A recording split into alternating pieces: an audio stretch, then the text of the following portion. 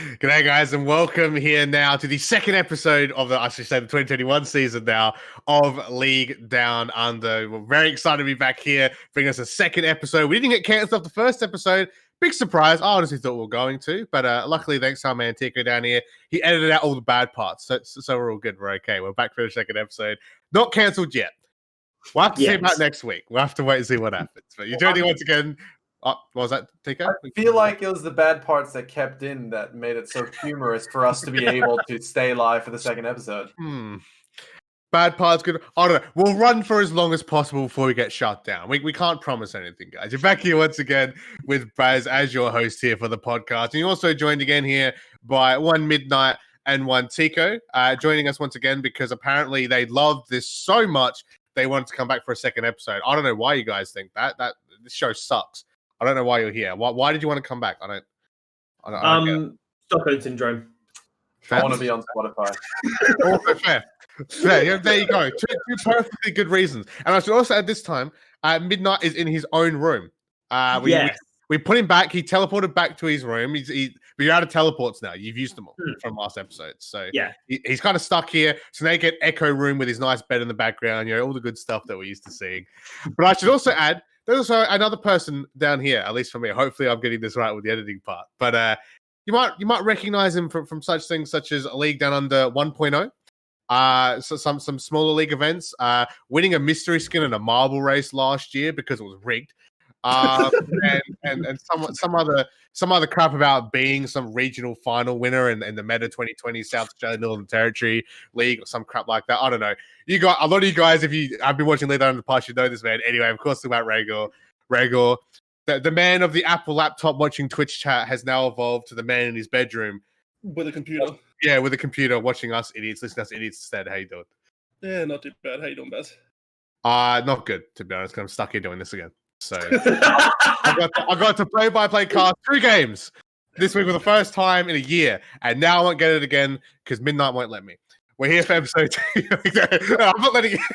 I mean, you're not wrong, but yeah, it's not true. We lost Mendrix already. He's already been booted out. He guessed all the games wrong, and now I'm being back to host duty. I mean, what's next? We're going to replace another one of the Samsung team with another random person from LDU. We don't want that. They suck. We're back with better production quality. We should probably move on. We're going to move on throughout the day, of course. We've got tons of stuff to cover here for our second episode. Of course, the coverage of week 1 for Split 1 of the 2021 season of course, the Summoners Invitational Circuit. An amazing week we had here to kick things off. A huge amount of upsets. Of course, the land of upsets being the Invitational Circuit with some big new orgs coming in and basically putting themselves right out of the gates here against some of the toughest competition in the amateur OCE scene. So keen to cover some of that action for you guys. We have some thoughts, of course, about the new OPL, the new OPL, I should say, the LCO coming through, because that's happening at the time of our recording. Day 1 was yesterday. Day 2 is actually happening right now during this recording. So we've got some thoughts about that and again, getting our great hot takes, obviously takes that no one's thought of because we're very original. Our third topic will be the Jungle Challenge rerun. Once again, if you guys missed it, we do have Formally who's doing some interviews with some of the players, the managers, the coaches, the guys behind the scenes of these awesome teams. We did an awesome interview with Canada Kung Fu that we're going to show you guys as well. And also get some insight to Mr. Midnight here as well, who was actually the first person to do it, but with some lost footage. So we'll get to that in a bit as well. And we'll wrap things up with, of course, one of our special segments that you get to see at the end where it might get a little bit heated, more so than the caster introductions, in which case that's going to be a thing, but we'll have to wait and see. But lads, here we are, episode 2 of League Down Under. I've already obviously, of course, asked at Midnight Teacko their thoughts, but Raygor, how does it feel to be back here? League Down, it's been almost, I think, 5 years since we've done this. Out of doing league stuff, you just dragged me back. Thought I was done. So if I get dragged back into stuff, you have to go dragged back into stuff. All right, that's just how it works. We have to do it. We need to have an LD episode now every time with some old member coming back, and it's probably just going to be Raygor, I think, because I don't know if we're going to get the others to come back or not. I'll be surprised if they do, to be honest. Look, I don't think you can pay them enough to get them to come back. Now, there's one in particular who definitely won't come back. Big sad. But you never know. If we ever do the live version of it, we could always have the live Twitch Q&A, because that'll definitely go well. Definitely never had any issues with that. That's the easiest way for it to get crashed down. I should probably bring up as well.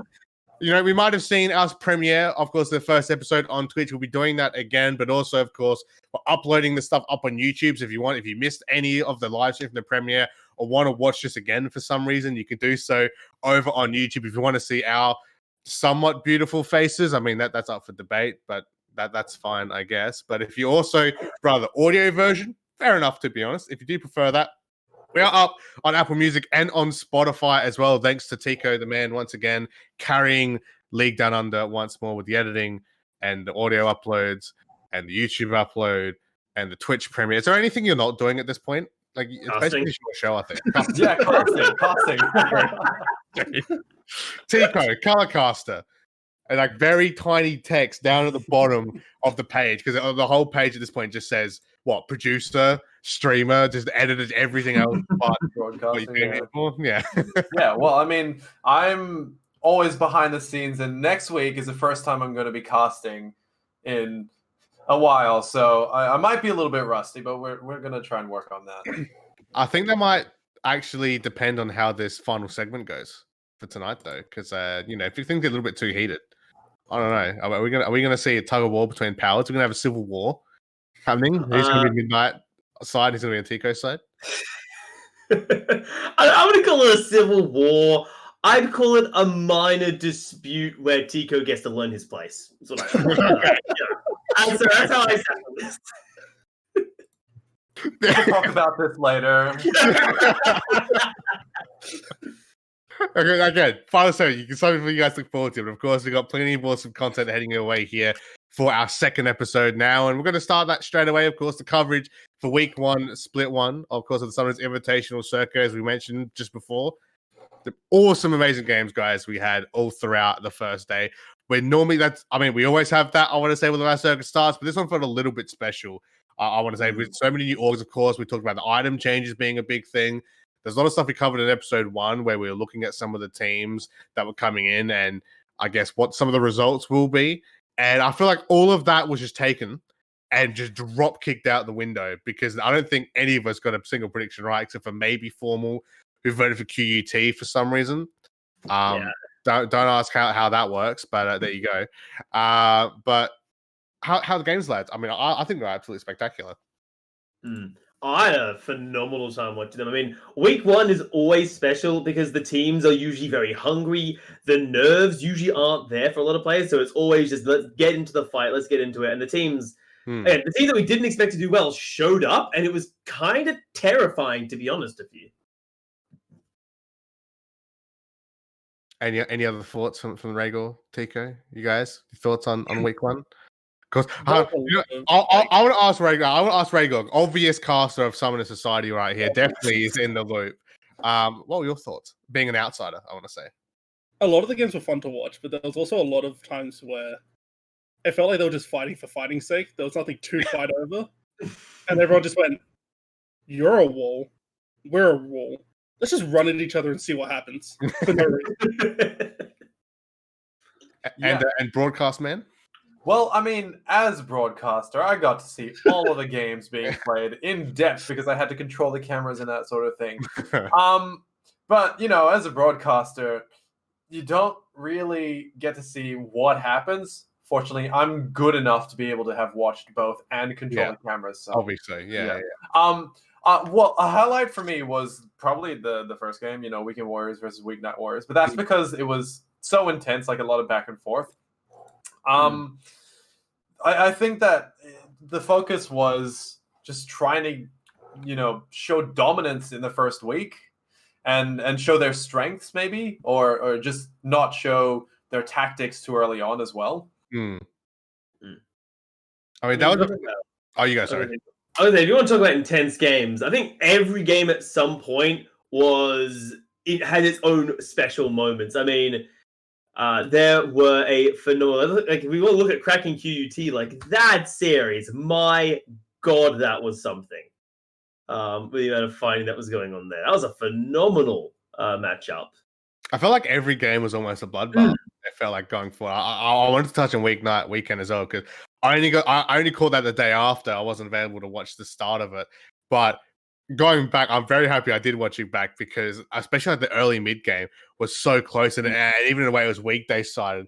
I know it was the point you brought up, Midnight, on the desk when you're talking to Weapon, how smug he was because he kind of wanted weekday to take that one out, and it did seem like they were because like normally when we've seen weekday Warriors, right, they've always been they're the sister team to weekend, and they're kind of subpar, kind of average. I want to say they're not at the weekend Warriors level. Of course, when we had, Jungle Man, we had the flip and flop duo. You know, I want to say the iconic stuff we had in 2018, 2019 that we're used to seeing, but they really showed up with this roster they've got together. And yes, they did lose to Weekend, but it was still a very close match, and they could still end up being like one of these dark horse teams. I want to say now seeing some of the other teams that have played here throughout week one. Yeah, I mean, again, on paper, Weeknight Warriors wouldn't be as strong, but they put up a hell of a fight.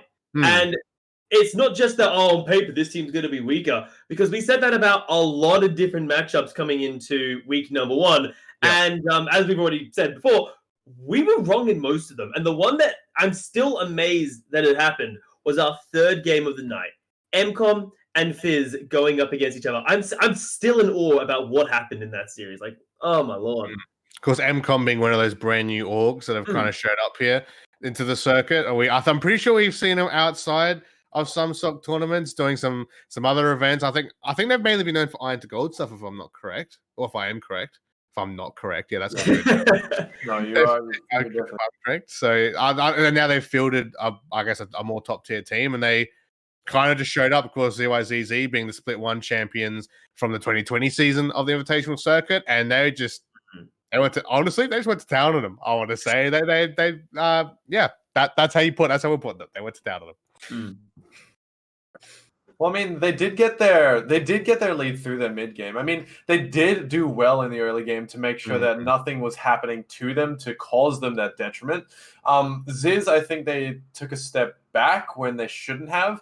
MCOM just sort of realized that, shoveled more coal into their, steam train and just went full force ahead. And then you pair that up with Ziz, who played, I want to say, they didn't play wrong, but they didn't play how we expected them to. They take Blue, who we consider to be one of the most ridiculous top laners, because you give him a carry, you give him time, you give him 6 deaths, and he has a massive impact, positive for the team. And you've thrown him, you got a matchup against, I think it was IZH, who is another carry top laner who loves his Fiora main, I'm pretty sure. He pulled out the ribbon, and you give Blue a Malphite?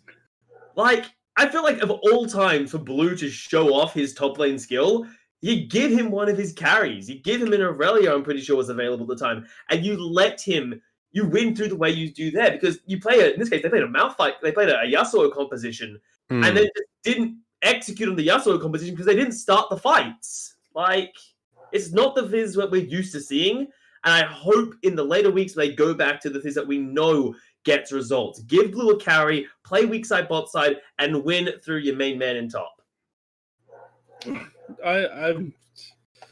When I see Yasuo and Riven in the game, I cry a little. It's who's going to int harder? Yeah. And Yasuo just. I mean, we saw Quirky kind of make fun of that, right? With his little, was that phone dashboard LED thing he had with the rotating lights or whatever he had? I don't know what it was. I'm just seeing it was actual signs, not the actual a phone app or anything. But he went to town on that quite a bit. I think he changed it because I remember when we were waiting, 4 times before he decided on a joke. Because of the amount of times that game, it's just a bit of a clown fiesta. I want to say a bit as well, but again, I want to make that point that you mentioned, Midnight, as well, Blue being on the Malphite, and a lot of us who were watching were like, what the hell is going on? Of course, people's champ pools, they evolve over time, obviously. Their play styles evolve over time. They learn new play styles. But when Blue has been so, I want to say, consistent, so strong on these carry-type top laners or split-push type top laners as well, it was very strange to see a Malphite of all choice picked up, especially so when the Fiora was banned out, which, again, we ended up finding out later. The opposing top laner is another big Fiora main. We could have hit that blue-sided first pick. They could have chosen that Fiora.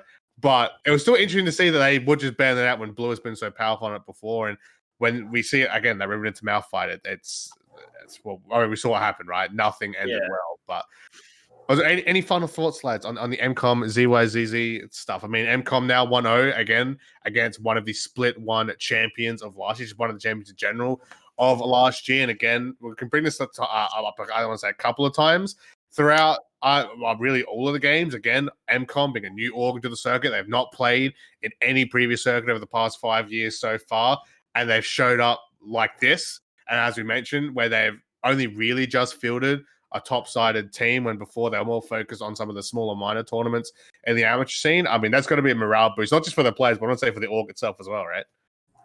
Morale boost, but will it last? I don't think so. I think this was a case where their opponents came in overconfident. They didn't play the way we expected them to. They didn't play the way that we know they can win. I think in the future weeks, MCOM will run into some really rough competition there. And I think this time, because MCOM's like, hey, you can't just stomp on us mechanically. That's not going to fly. Teams will actually look at them and prepare for them. So if they run into other powerhouses, I would consider like Dissidents or the Weekend Warriors. I don't think it'll work out too well for MCOM, unfortunately. But I know that MCOM love to do their VOD reviews. They do look at other teams as well, and they know how to study them. They know how to look at other teams and see their strengths and weaknesses. And Kapalate, their coach / owner, does a lot of that to be able to make sure that their team is strong enough and knows what they're going into the next game. And the fact that we released week 1's VOD on Twitch today, onto YouTube from Twitch today. Just as a recording today, by the way. It just gives all the teams a lot of information, which not necessarily all the teams want other teams to know. But I know that MCOM is going to be studying that a lot and seeing if they can do anything in the next couple of weeks. And Mr. Raygor, as a fellow man who also hurts as much as I do when we don't have VODs being uploaded, we know that over a number of years from quite a few different events. How do you think that might affect, maybe not just MCOM, but the teams in general, right? Because we've got Mr. MCOM man or ex-MCOM man or whatever he is at this point, redacted down here, giving us the insight. How about yourself? Like being a player, of course, again, as mentioned, playing in the Meta League as well with the regional finals and stuff like that. How does those VODs help a team like that? The more information you can get on another team, the better. Like, even if you're watching them stomp a team, you look at what they do early, that's either getting them those leads or what's taking them so long to get those leads. Like, if they're playing the early game well, then you look at what they do later. Do they mess up? Do they not know how to close the game? Or do they not play the early game well and just kind of stand around and do nothing? So the more you can find out from a scrim, or like even just watching VODs, the better you'll be in the long run, especially if you can get them early. And I think a big example is the next game we wanted to cover, which is Desire versus Era. Again, technically two new orgs. Era's org is new. Desire's org is new in name only, and we're leaving that as it is. I think basically everyone knows who they are at this point anyway, but apparently we're not allowed to call them as what they are, but whatever, that's fine. They do it. They're being quirky. They're living up to Quirky. They're going to make Quirky proud with that, right, I guess. But that I would say the Desire side, the amount of iterations and changes we've seen with that roster coming through, of course, still keeping Akino. That was a point we brought up during the cast as well for week 1. They've definitely done their homework. They've definitely, maybe not even just VOD review, maybe from other events, but maybe competing in other events, seeing the other teams compete in other events as well. They definitely learned a lot here because Era is not exactly a small team. There's some huge names on here. And like I said with the last matchup, Desire kind of went to town these guys, especially from the mid game onwards. And I think part of that is Era, again, on paper, they look strong. Hyper, Selfish, Suhu. I highlighted them in week 1. I'll highlight them again. Those 3 players have a lot of weight behind them. So to see them struggle so much felt really, really weird. So I think as much as I want to look at the draft and say, why are you running Lulu, Moonstuff top lane? Because I just don't think that's good right now. That's irrelevant to the point. Desire came out absolutely bloody swinging. And it was one of the teams that I know a lot of us weren't really putting a lot of weight into. So I'm really interested to see where they go. But part of me just worries that where will it will they just run into a team that does more prep for them? Again, what if they run into something like an MCOM or the weekend or weeknight warriors that we know do a lot of practice as well? Where will the drafting, will the drafting have made that much of an impact? We just don't know until we hit the later weeks. Insane. Poppy. Yeah. It's saying that Poppy. So I'd say one. That's okay. I'm not gonna do it. I did the bit on week 1. I'm not doing it here. All right. Go for it, Raygor. Have fun. Have at it. So, I don't think the problem with that comp was the Moonstaff top lane Lulu. Because I think Moonstaff with something that complements it better in the jungle goes fine. But full lethality Poppy jungle, you might have had a couple of issues.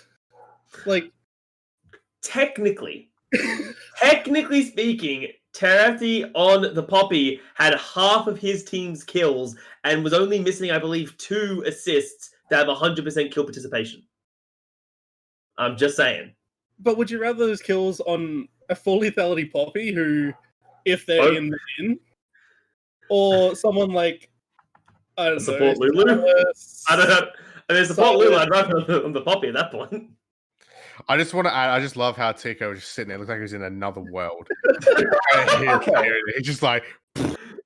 Look, I have something to add to this as well. Okay, full lethality Poppy is all right. It does damage, okay? That's not the problem. The problem is the team that they played that into.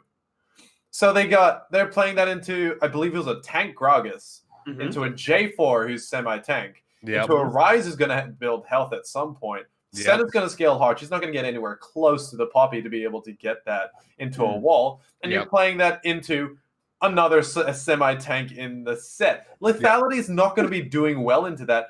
First, you have to get onto the Senna, and none of the members on the team is going to allow that to happen. Yeah. I feel like tank was just a better option there. You go tank, you be a front line. Because in that team, other than your Rel, who, when she gets off her horse, is slower than any other champion in the game, you have no front line other than a semi-tanky Sylas. So your fights are always going to be at a disadvantage. Man, I can't just add a footnote here. The Sylas on week 1 hurt me so much. The amount of chains I missed again and again and again, and it just, and every single time they'd miss, they'd die for it because 3 members would jump on him and then jump on the following champion that's trying to help the side. Guys, please play Sylas better in week 2. Please. Just play it better. So much. I didn't even play Sylas and it hurt. I didn't even play the game enough really to make that comment, but bruh, it hurt. So it was funny. Don't get me wrong, it's really funny. Just like 225 running it down mid lane to Soraka. Really, really funny. But damn. For the sanity of Baz, please stop. Get some help. Yeah. Well, I mean, they'll do it on purpose now. Baz's sanity needs to disappear, I think. But yeah, I mean, to be fair, I want to say this was probably the most entertaining game of the night. I want to say because of the end. I want to say because of the Poppy antics, and yes, Baz Poppy half funny. But the amount of bot lane dives we saw coming out from Arrow because of it, and just the general antics around Dragon for so long, and even mid lane as well for so long throughout it. It was definitely, I want to say, the most entertaining game. Of course, there was, I want to give brief mention of the game before as well, where Exile, I believe we thought they were going to win. Turns out, not the case there in the end. Oh, no, sorry, they did win, sorry, it's Dissonance. We thought we were going to win. Exile ended up winning because they played it just so methodically. Every time they did something, it mattered. And they never overextended, they never overcommitted. And going into week 2 now, I don't know what we're going to get. I know Weapon brought this up as well. Again, all of our guesses for standings went out the window. What we expected to see didn't happen. Mendrix brought up it could be because of all the item changes. Maybe some of the players need to go back to the drawing board a little bit and realize how extra important, more extra points you're going to put on some of these item builds and gold farming and yada yada. We saw it again, with the farming center, or what are we calling it now? Farming center, farmish center. Senna needs to eat. Senna needs the food card. What are we calling it? I just thought it was fasting Senna. I don't know. There's I've heard 50 names for it in the past 48 hours. So I don't know. But Any guys' thoughts going before we cover the standings real quick, and of course what next week's matches are? Is there any final thoughts about any of the other teams I want to say coming forward? Because again, like we said, the landscape changed so much. I know Midnight, you'd already said that you think some of these teams won't match up from week 2 onwards. I think it might have been a bit one-hit wonders, but I know Formal definitely disagrees with you with that to that degree. But maybe Raygor, Teacko, any thoughts on your end about that? Yeah, so there is always going to be that one team that falls behind a little bit. But I feel like that's not going to show its face until maybe week 4. I'm going to say it now on record. Week 4 is when we're going to see some more solidified standings. I feel like it's going to be a little bit of a jumble. People are going to be all over the place. You might have a couple teams that are sort of in that top group, and you might have some that are in that bottom group. That's going to change around. I'm calling it now. Week 4 is when it's going to start to solidify their places. Yeah, I gotta echo Chico's point there. Like, other than game 4, I don't think any other game was like one-sided. Every game was back and forth. There was only that one game where someone took the lead and held it for the whole game. So hopefully in the next few weeks we see teams like get that lead and hold it and not be so eager to just fight and throw it for no reason. But wall against wall. Yeah. I believe it's the analogy. And now for our audio listeners, we're going to do something that's really funny and show visual graphics that you can't see.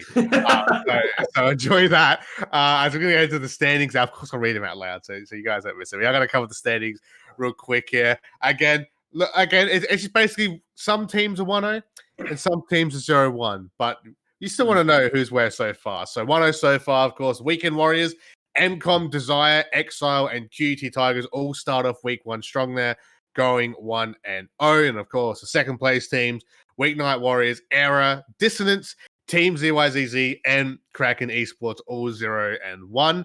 And now we're going to do another funny thing because we thought the first graphic was funny. It's a second graphic because we're showing you the schedule now for week number 2. So it is going to be the Weeknight Warriors taking on Kraken for the first game for week 2 of Split 1 2021 season of the Summoners Invitational Circuit, of course, from 6:10 p.m. Australian Eastern Daylight Savings Time. Weekend Warriors will take on Era for game number 2. Game number 3 will be Exile taking on Desire. ZYZZ will take on Dissonance for the 4th game. And the final game of the night will be the QET Tigers taking on MCOM. Again, big matches here. Any standout matches for you guys you're seeing here for the schedule? The one for me, and this is probably the one that if I hadn't seen week 1, I would not have pegged this as my interesting match. But based on what I saw in week 1, I'm actually really interested to see how the QUT Tigers do up against MCOM.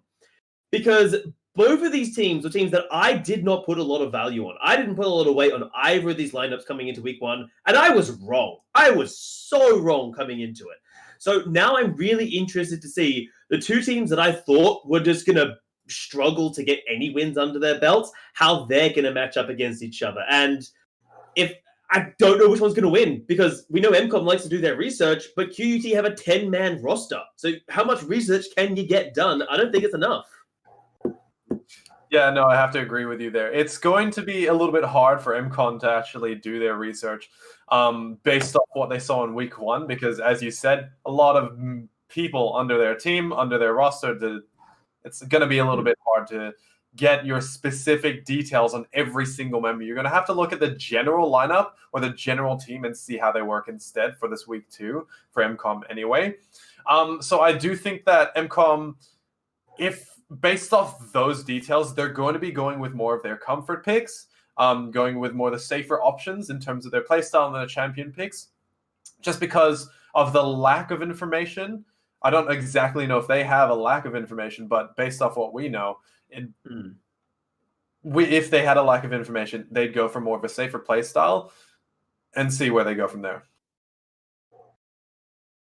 Yeah, my match I'm going to be taking close attention to this week is Exile and Desire. I think both teams played well, and Desire did well to fight back the early lethality pop even when she got ahead. So watching those two teams go at it, when Desire played from an even standpoint and then just took over, whereas Exile kind of did the same. So it'd be interesting to see these two go head to head. That was actually the game I was going to bring up as well, Raygor, was Exile versus Desire. And my points for that, of course, Desire, again, we talked about before, when they were such and such team of a certain city somewhere, something to do with education. I don't know. They've gotten a lot better now coming through here, obviously coming in with an explosive start, and we're not really used to seeing that from these guys. The show they put on was really amazing, so already a super strong team to watch out for. But Team Exile coming in here, again, one of the other new org teams coming through. I know after seeing their game, a lot of the fan base, of you guys watching at home, or I guess listening if you're on Spotify, Apple Music, make sure you check that out, by the way. There's another plug for you.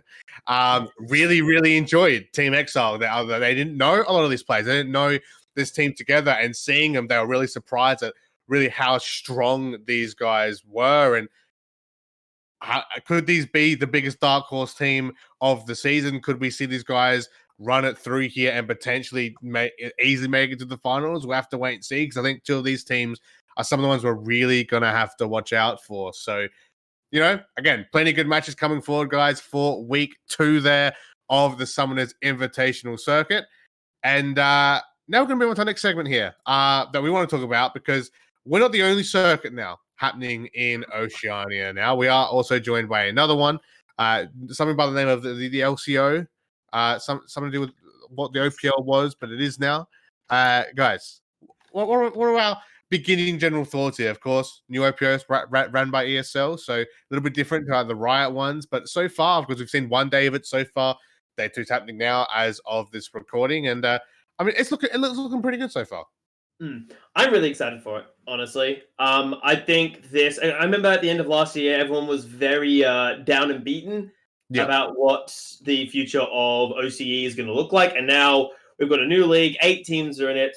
And I think the really exciting thing, again, this is just from my point of view, is the people who are playing in it. So many rookies, so many new names have come up from, those who really wanted to try and make a career out of it and just couldn't break through in the auto OPL system. We're seeing so many names who help people we've casted in the amateur scene are now being given their spotlight, who try and make a name for themselves. And personally, I'm all for that. I love to see players that we've casted before just get their time in the limelight. And a lot of the reason why they've been given this opportunity is, one, it's a new sort of tournament, but all the old players just moved over to other regions, right? Because at the end of the OPL last year, everyone says, where do we go? So a lot of people just scramble to join a new team because they didn't think there was going to be a future in Oceania, right? So we saw a lot of coaches and players move over to America, move over to other regions that are, I think some in China as well. But that just created more spots for some of the more higher tier amateur players to get into these teams. And it's a good thing that these teams stayed standing and sort of kept hope that there was going to be something in the coming year to keep the region alive, even though the Riot office is closed. It still has brought some new life into the oceanic scene. It's also good to see ESL come back and do events in OCE again.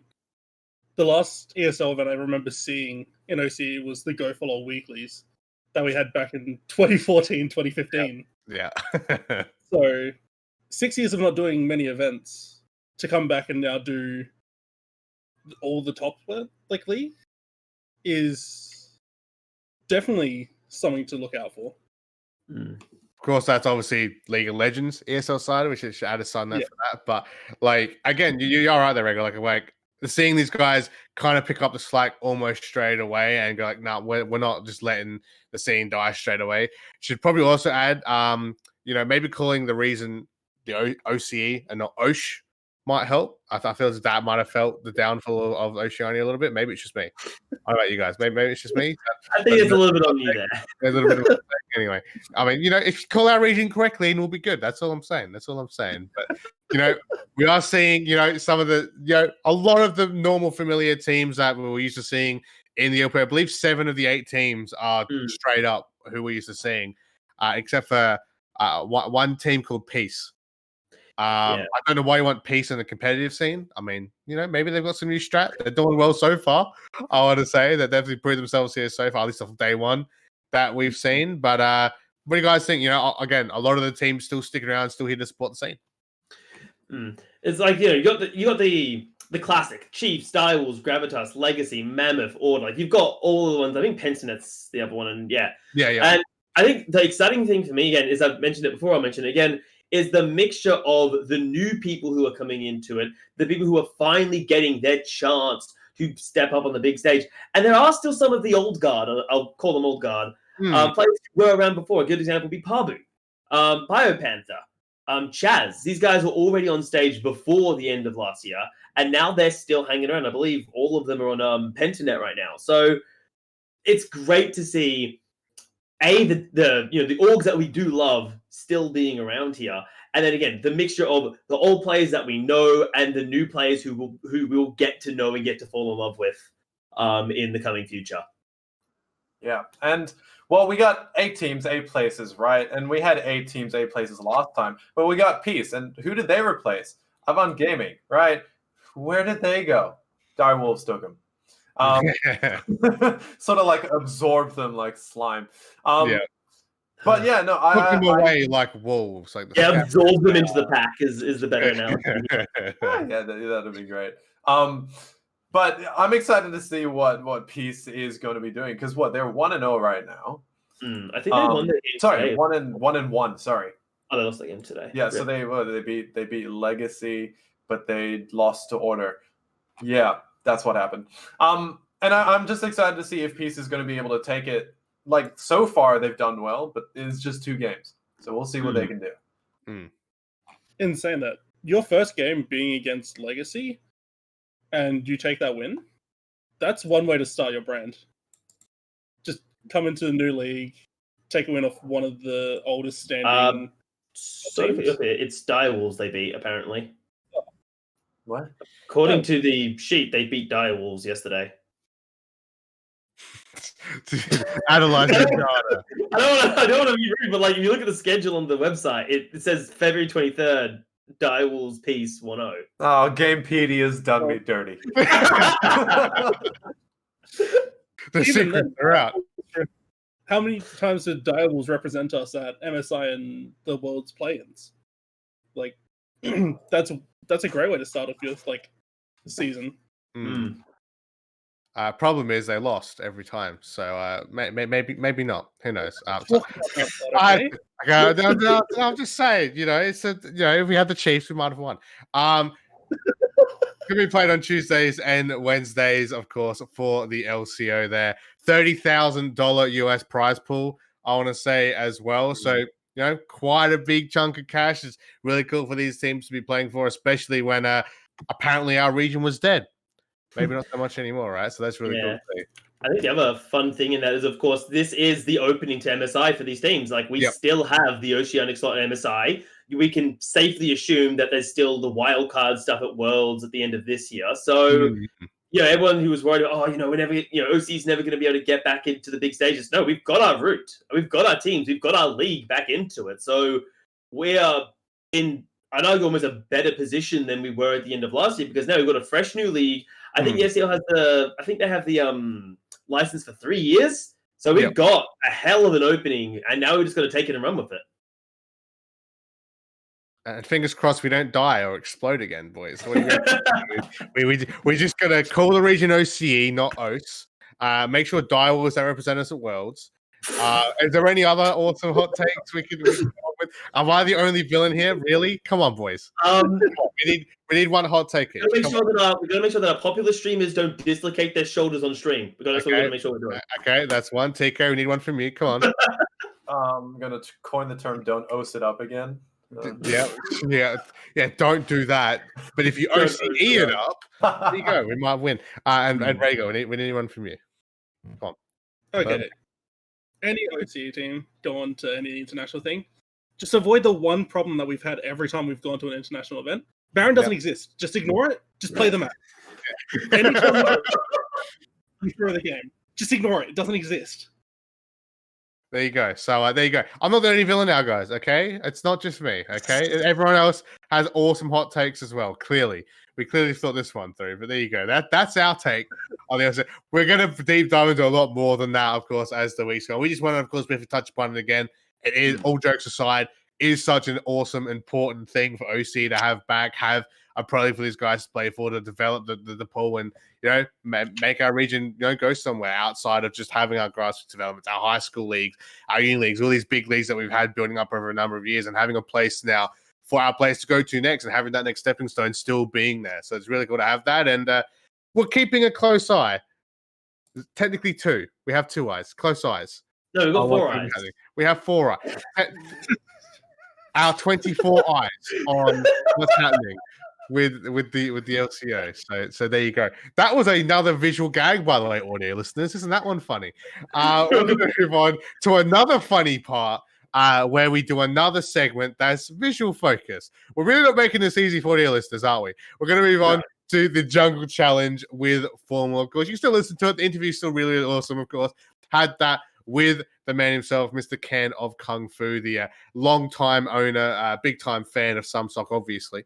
I mean, at this point, if he's not, I'd be very surprised. But, of course, big-time, I want to say veteran, I want to say of our grassroots scene, being the owner, of course, of the Weekend Warriors and the Weekday Warriors. And it's cool for Formal to sit down, do the Jungle Challenge with him, get his thoughts and opinions on some things happening and coming into the Split 1 season of the 2021 season, I should say, of the Summoners Invitational Circuit, and see how fast he can quickly clear the jungle. See if he can set that time.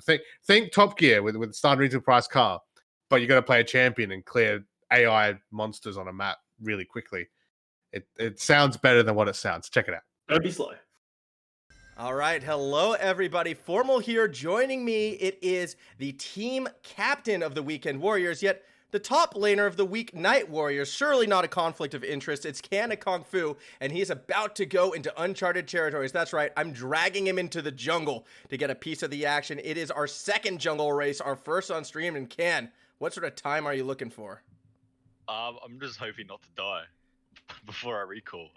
In terms of time, I have no idea. Let's aim for I'm going to go for a 6-minute and 45-second clear, I reckon. Okay, well, Euan, Midnight, broadcaster Midnight, prominent bronze player, he got 5:36. Oh, jeez. Who did he play? I'm not at liberty to say that he played Olaf. I can't tell you that Olaf was his selection. What I can tell you, though, is he completely failed at using Olaf, took no damage preemptively, and then had a very slow clear. So I think I'm going to use the Ivan tech. Oh, I like it. I like it.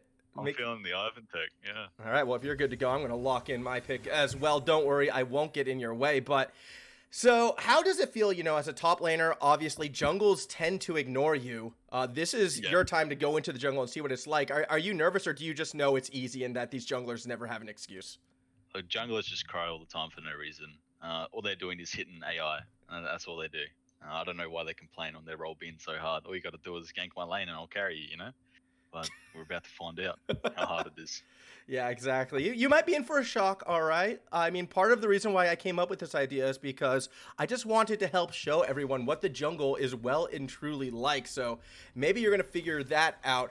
Similarly, things you're figuring out, you get to play against your own team today. Yeah, I do. Are you nervous at all about that? Are you excited? Did you give them orders to throw just so you can look good? Like, what's the game plan here? So I'm actually not playing today. I got benched for Arcaden. He's going to be playing the top lane for the Weeknight Warriors. It was a last-minute decision. It happened last night. It's because it was a bit awkward because I know all the Weekend Warriors prep and I know all the Weeknight Warriors prep. So I didn't really want to get in the middle of that, because I would be like, yes, they're going to pick X-Champ and Y-Champ, so let's ban that, and it would just be a messy, disgusting game. So that's how that went. So I'm glad I got out of the firing line, but it would have been pretty awkward if I had to play. Well, who makes that decision? Because you're still like the team owner. So did you actively choose to bench yourself, or was it a team mutiny? It was kind of a team decision. It'd just be a bit too awkward for me to play on one team and the other team. Flop's the manager of the Weeknight team. I had to talk with him, and we had to talk with Alex, who's Arcaden, and we came to the decision of Alex is probably a better fit for the meantime, and we chucked him in.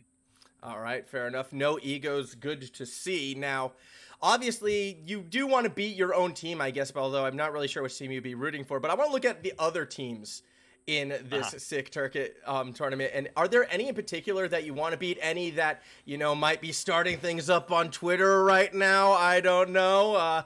Who are you looking out for in this event? Look, we're not that spooked of anyone. We prep a lot. Boring answer. We do prep a lot for most teams, but I'm really interested in the MCOM roster. We versed them in scrims not too long ago, and they weren't too bad. We were a bit surprised with their performance, and they have been trying to get a bit lippy on the Twitter, which is good to see. We like to see other teams trying to have a crack at us on Twitter. So probably MCOM, I think, is on our watch list at the moment. The rest of the teams, we're kind of vibing with those. We're not that spooked with other teams. All right, so I'm noticing already the Ivern tech coming out. You're getting quite low here.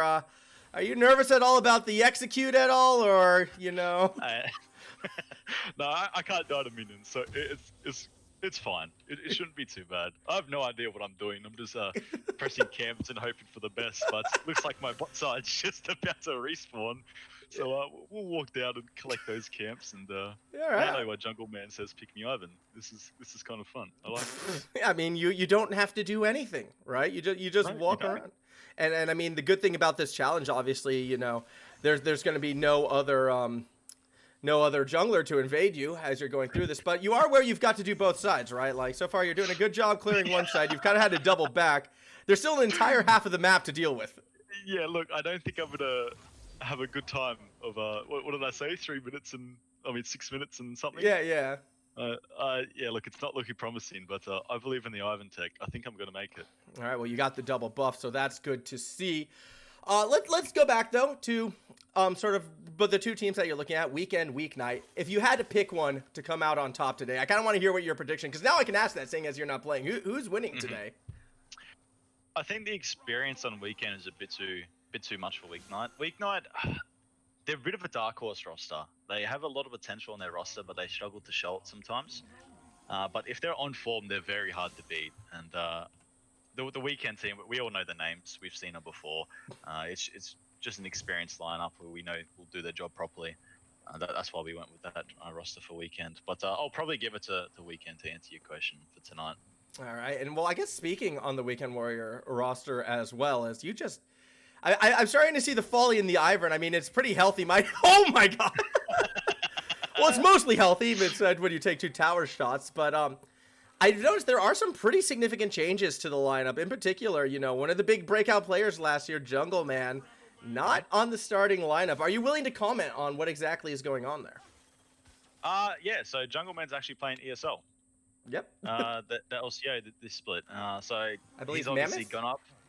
Yeah, he's playing for Mammoth. Yeah. So it's good to see. You know, one of our players has finally left the nest and moved on to another league, which is the main goal of the org. We want to funnel players into the pro scene. So we're gonna miss him. Everyone loves Jungle Man, especially in amateur. So it's gonna be a bit different. The team dynamics feeling a bit different already.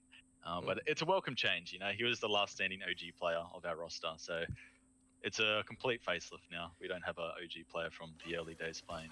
I just kind of wonder what Jungle Man would be thinking about this clear right now. I mean, technically you have finished, you know, that first quadrant down in the bottom, about to finish the second one right here. You still have half of the map to go. 5:36 was the time to beat, and unless you can somehow get the speedy boots on Ivern, I think you might be letting Jungle Man down a little bit right now. Look, I'm not that scared of Jungle Man's opinion because I've seen the man play the game. All he does is full clear. He doesn't gank. He could play Ivan and he still do nothing. Jungle Man's opinion is invalid. Is there anyone then whose opinions, I guess, you know, would be valid at this stage? I mean, this is sort of an odd question to ask, but coming into this, you know, is there any player we should be looking out for? I think that's what I'm trying to get. Like, who should we be watching out for as you're actually about to clear right now? So, kind of last question, who's the big name? Who's up next? Who's the next Jungle Man? We got Candyman. Candyman. We got Candyman. He's come back from a little hiatus. We really like his potential. He has really good comms, which is one thing we look for in our junglers, is really good comms, and he seems to fit that bill. So let's hope he becomes the new Jungle Man. But it's big shoes to fill. Yeah, very big shoes. Well, your final time was 5:52, so didn't quite hit that mark. I mean, pretty solid. Unfortunately, not in first place, but we'll see how you go in the season. Who do you reckon we should try to get in on this, by the way? Just last question, because I have some interesting names lined up in the future, but who do you want to see make this jungle challenge? Who would you be issuing out to? Oh, I think I want to see our fellow foes Kraken. I want to see Mr. Lawrence show us his jungle clear. That's what I'm feeling. All right, I'll try and reach out. We'll try to get Lawrence in the near future. Either way, thank you very much, Can, for joining me, and good luck in the upcoming Stick tournament. I know you're on the bench today, and I know you're going to be torn rooting between your two babies, but only one can survive, so we will see how that go. That is going to be our first match today. I'm excited to it, but we're going to throw back to the desk for now and get ready. Well, I got to get ready to prep, and I think, Can, you probably do too. So we'll be back in just a few moments. Bye-bye. Welcome back here, ladies and gentlemen, to the League Down Under. Of course, episode 2 so far. We're still running. I'm not sure how we are so far after the first half, but there you go. Of course, if we just watched the Jungle Challenge, unless you're an audio listener, in which case, anyway, so there you go.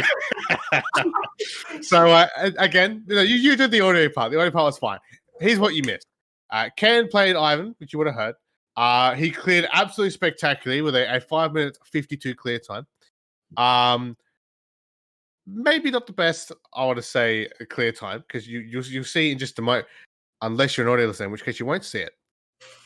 Ha! Times 2. Bullying the audience. Yes, I have to. We're a really funny cast, so we have visual graphics, okay? This is just what happens. The audio listeners' pain, they know this with other podcasts. They'll get through it. It's okay.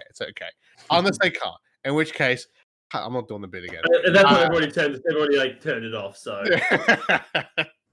but so far, Can has challenged Lawrence from Kraken for the next Jungle Challenge. We'll have to see if he does accept the challenge and takes the Jungle Challenge. Of course, some hard-hitting questions from Formal himself. But now we're going to bring up the current standings for you guys here so far. And here's what I mean about it. Can's time, yes, 552. Sounds kind of good.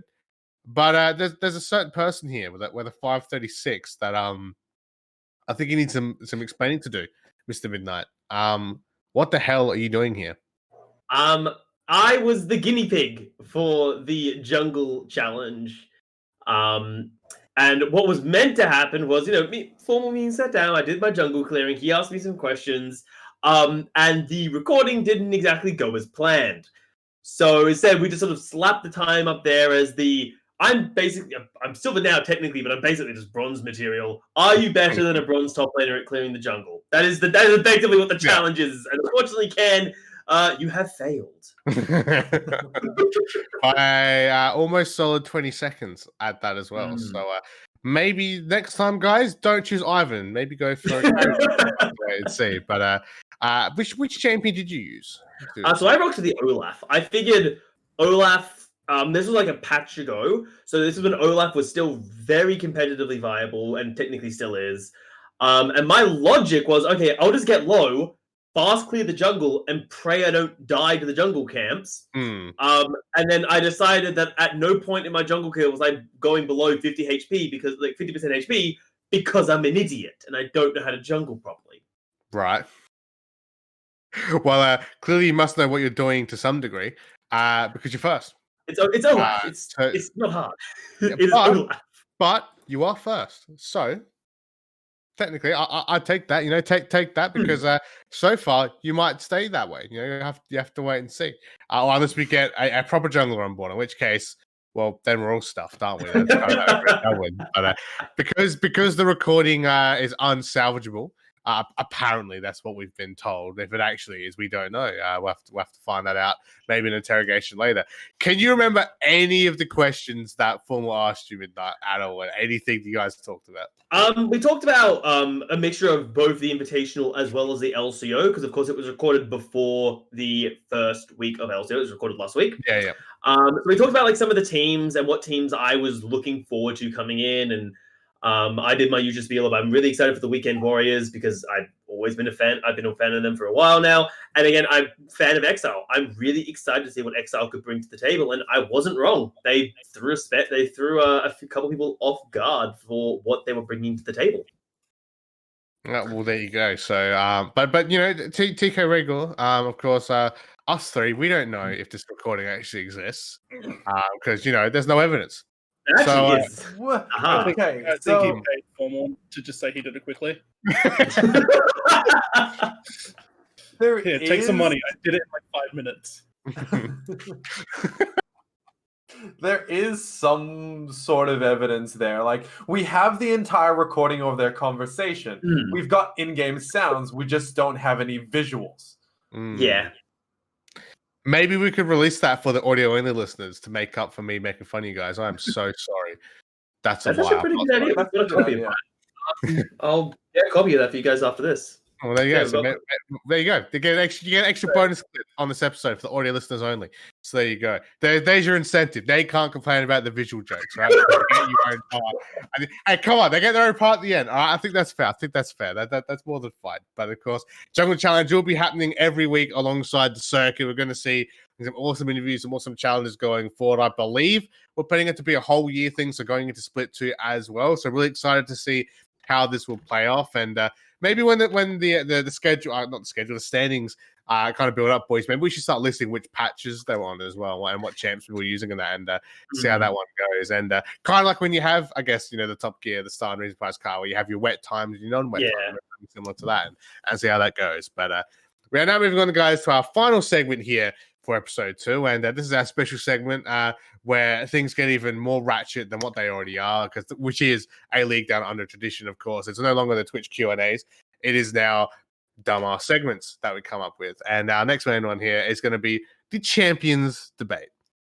The Champions Debate is something that Formal was cooking up his secret storm in his kitchen before his fridge was taken, unfortunately. Fridge. This has been something in the works for a while. It hasn't been that long. I just wanted to make a fridge joke. That's fine. But basically, we will have someone for and against why a certain champion might be good or bad. And we thought, considering we had the first week here of the current Split 1 circuit for the 2021 season, maybe we should pick a champion that was prominent in all 5 games, a champion that can be flexed to multiple roles, a champion who was really fat. We're talking about Gragas here. For and against. And we're going to have our lads here, Midnight and Teacko, take this one underway. Midnight is for Gragas being played. Teacko hates fat people, so not so much. So that's how that goes. And, I mean, that's just how it is, because you're against Gragas, so clearly that's what that means. Okay. You stole my first argument, damn it. That was my opening argument.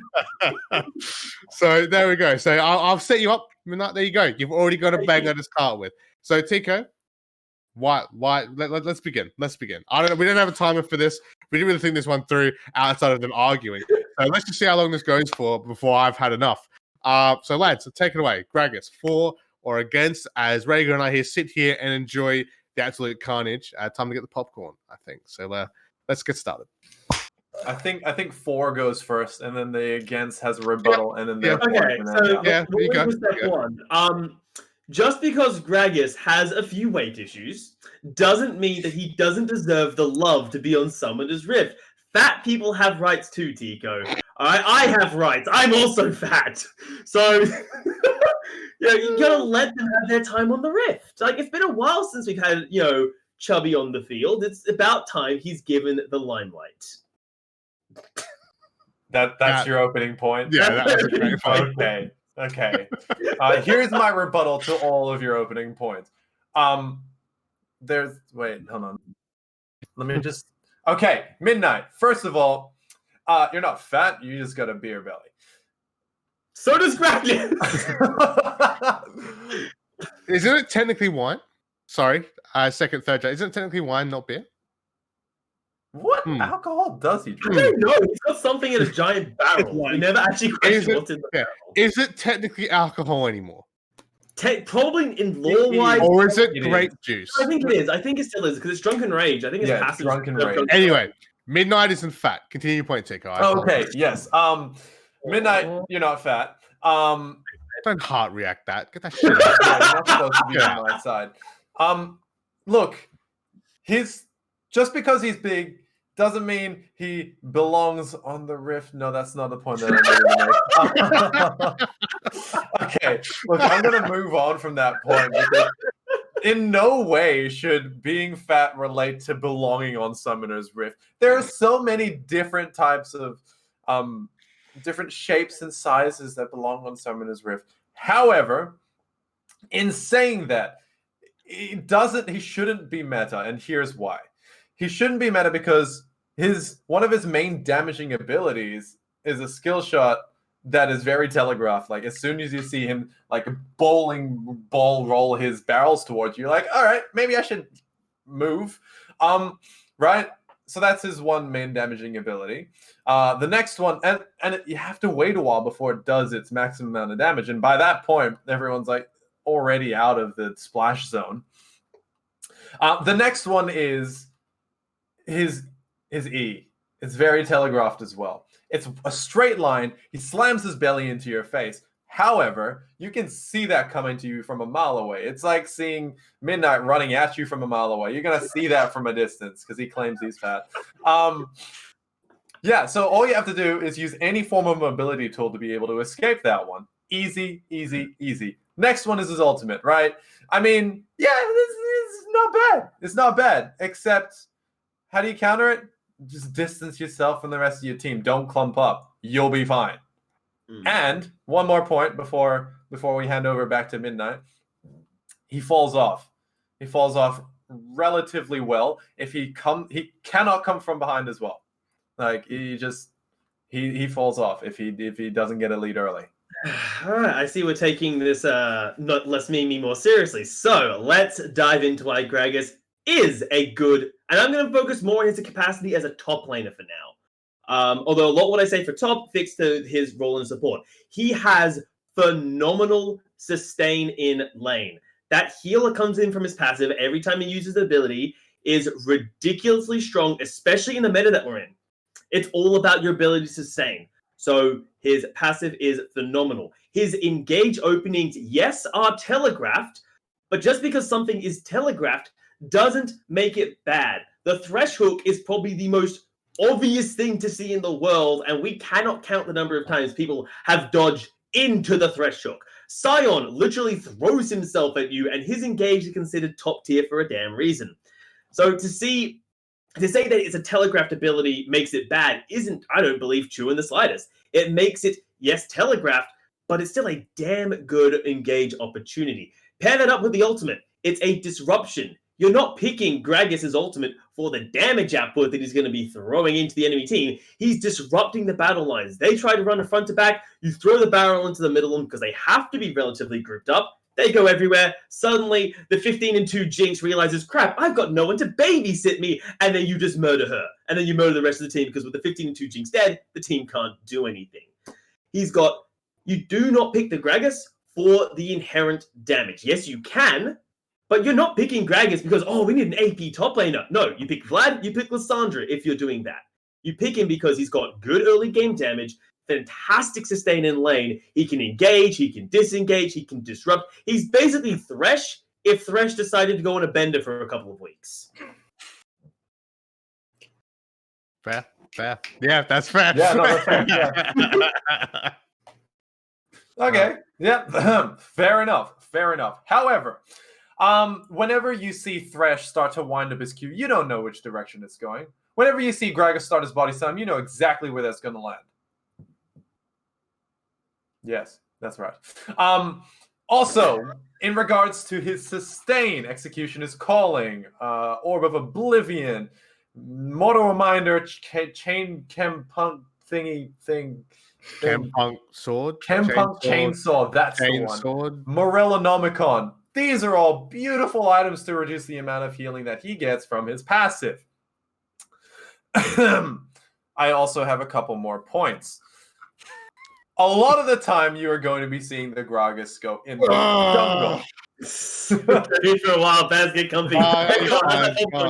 You said we're doing a debate. I know. Yeah, go on. A lot of the time, you're going to see Gragas going in the jungle. I don't know why we're talking about top lane. Majority of the time, we're going to be seeing him in the jungle. And we build him full AP most of the time. Night Harvester with Zhonya's Hourglass, Morellonomicon. You can go Lichbane if you feel like it.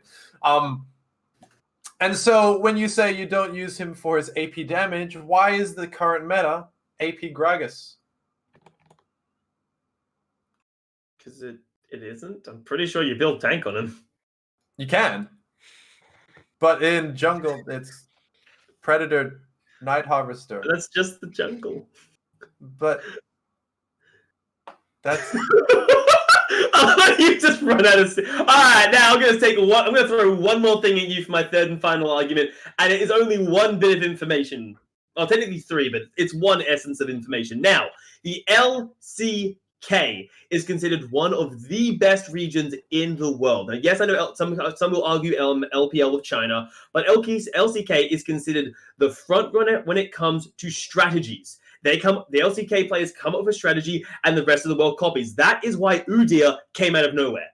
An LCK player came up with the idea, played it, suddenly it exploded, and the rest of the world mimicked that. So it is fair to say that the LCK comes up with ideas. Gragas is within the 10 most picked champions in the LCK at this current moment. He's been picked 81 times out of 123 games. He's been played in top, mid, and support. I don't know why he's being played mid, but kudos, it's credit. He's not being played jungle on the competitive setting, at least not within the LCK. And you cannot tell me a champion with a 65.9% pick ban rate in the forerunner of regions that decides or finds out what is meta and what is not are doing the wrong thing. This man deserves to be on Summoner's Rift.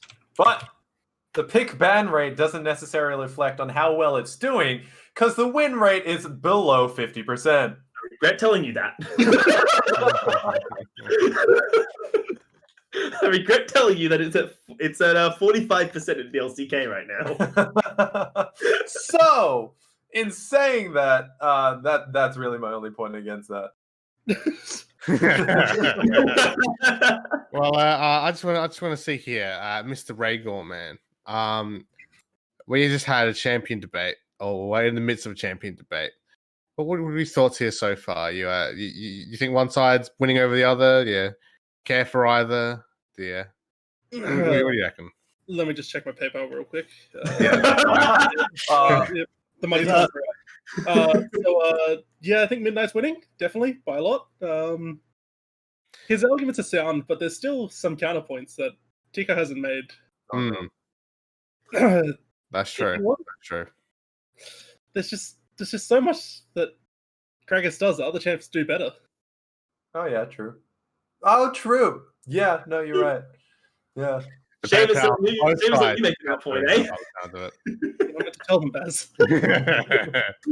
All right, you guys have one more point, and I'm going to hand it to the audience, and they can leave it in the comment section or whatever if they want to get involved in who they thought won. You get 1 point. It can be a serious point or a memey point, but you got to make it count. I'm giving you 10 seconds. Starting with Midnight. Go. There is a reason why Gragas is the best, and that is because Baz is the best, and Baz looks like Gragas. Therefore, Gragas is the best. Hmm. I'm trying so hard to get favoritism here. I'm just blatantly trying to I will admit, Midnight called Gragas fat. Well, I do have a Mastery 5 in Gragas. That is true. I'll give you that. But Teacko, it is now your turn. You have 10 seconds. A serious or a memey point. Go. I have 4 words. Raygor, what's your PayPal?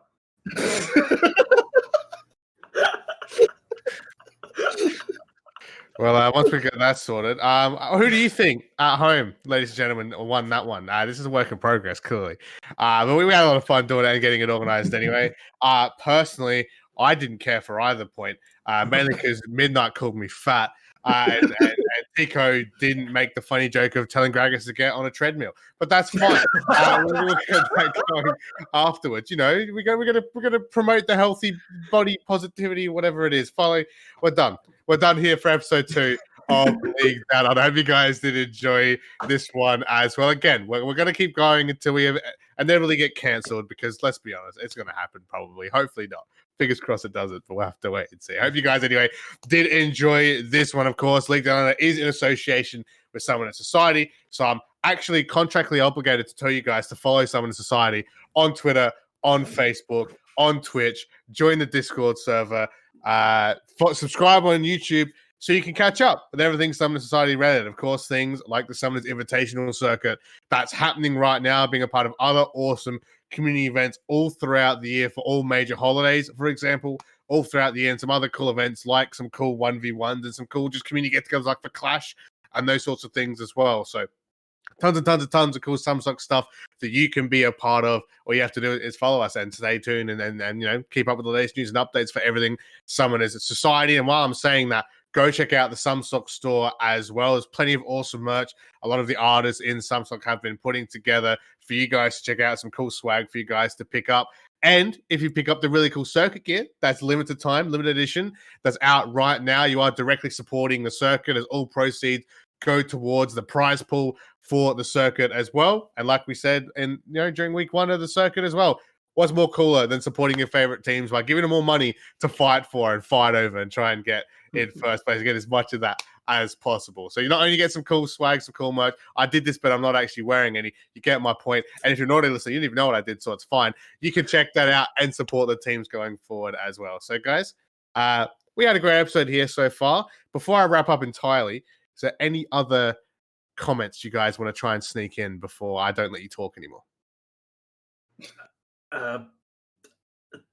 He's putting his hand up like we're in a class. Teacko, yes, Teacko. Teacko, yes, you. I was debating against the meta, so I feel like I should have had like an upper hand. I don't care. Raygor, do you have anything? Any last comments? Yeah, of course, being back here on League Down Under after, like we mentioned, for 4 years, I think almost now. How do you enjoy being back here? Get me out of here. Get me out of here. Get me out of here. Fair. Accurate reaction. And Ginger 2, your thoughts on episode 2, League Down Under. How you feeling? As much of Dumpster Fire as episode 1, Baz. It's been great. We're good. There you go. Seal of approval from Boss Fair. There you go. But that's it, guys. Of course, remember to check out week 2 of the circuit as well on the 1st of March, which should hopefully be tomorrow, if this comes out on time, of course, on Sunday for you guys to check out again.